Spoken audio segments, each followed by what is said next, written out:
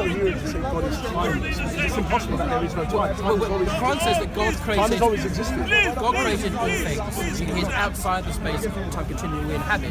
He created this universe. To say that God exists out of time suggests that he is a creature within his own How is it universe. possible that God can interact with temporal beings? Because that will make him temporal. But there are analogies that the Because theologians use.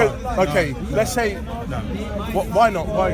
Okay, can I finish the There are point? analogies. So if God, let's say, says something, okay, if God says something to a prophet or whatever in our temporal world, prior to that, there would have been a time when God hadn't said anything. Now there is a time when God has said something. That means that there is a temporal sequence. There's a sequence of time that has passed. So that means that God is interacting with temporal beings, but then also he's timeless. That doesn't make sense because he's done something in time. No. Yes. Being subject to something and being able to deal with something are not the same thing. Yes. And you're equating to do the same thing and they're not. Why, sorry? Well, they're not. So, can I ask you then, does God hear your prayers? So I don't see the link. It's my question I'm asking. Does God hear your prayers? I assume so. Okay, so God hears it at this specific point in time now. Well, that's from your understanding because with God it's timeless. There is no past, Makes present, sense of future. time. Okay, sorry. Just so I understand the basis. Make sense of what you mean when you say God is timeless. I'm saying, I'm addressing the question. Yes. The question is, Yes. right? That, ITN have just arrived. Oh, good. Yes. right. The 10 o'clock news tonight. I'm saying he's not subject to time. Time is something which is created for us. We live in that. And just Time because can't be created because to say that Why? word Why? created, Why? to say that word created is a temporal thing. Yes, because you'll have to say there was a time when there wasn't time. You understand what I mean? That's one thing. It's incoherent what you're saying. It's because there was a period of time when time wasn't there. Is that what you're saying to me? No. Then what you're saying? No, I'm saying the creator prior to is time, outside. I'm saying the creator is outside the time dynamic. So was time created? Yes. Okay, so when was time created? Right. I mean, you can't even mention when. It's a funny question. Yeah, I'm saying, but it doesn't make sense.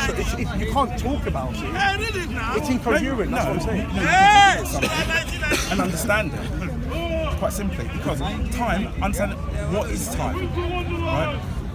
We move within time. So, for instance, we're talking now. Yes. Now, one word, one thought, one action is built upon another. That happens within a time, right? As I understand the creator is outside of that. There is no past, present, or future of that. And God changes in his scheme of No, things. okay, It's no. the biggest. Can I just qualify? Change. Okay. We established God change. Can I qualify? Okay, that makes sense. No, can I qualify? You have to qualify things. I don't hold to God having intrinsic change. He doesn't intrinsically change. Used to be became the creator. No, can I say something? He extrinsically changes because when you create something, you now have a relation to that created thing. You have to have the attribute of being able to create.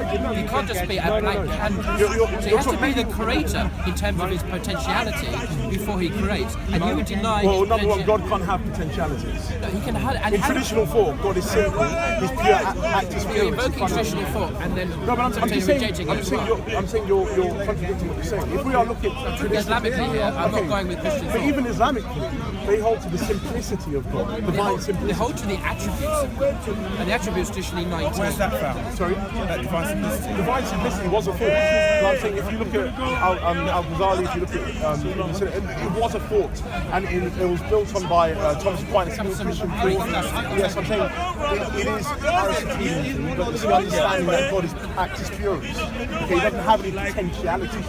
God just is. I'm talking about his attributes. Maybe I should revise my language and stop using Greek categories and start using Quranic ones, from what I understand. It's that God has attributes, names. So he is the creator.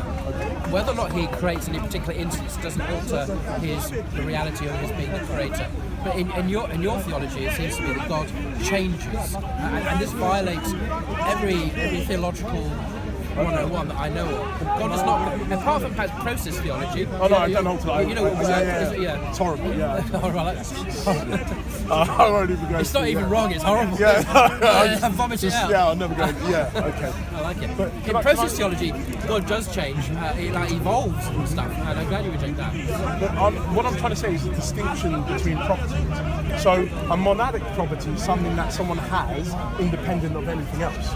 Okay, but a polyadic property is a property that someone has in relation to someone else. So I have a polyadic property of being next to you now, okay, or being in a specific location to you. But there's certain monadic properties I have, you know, being a man, certain things, or whatever. Okay, so when I'm saying that God, or there is a change in God, I'm not talking about the monadic properties, I'm not talking about the intrinsic properties.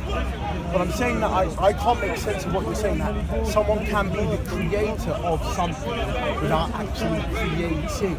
So I mean, if I was the creator of a robot, if I never created the robot, Two of God's attributes in the Quran, tell me if I'm wrong, Yes. everything I say.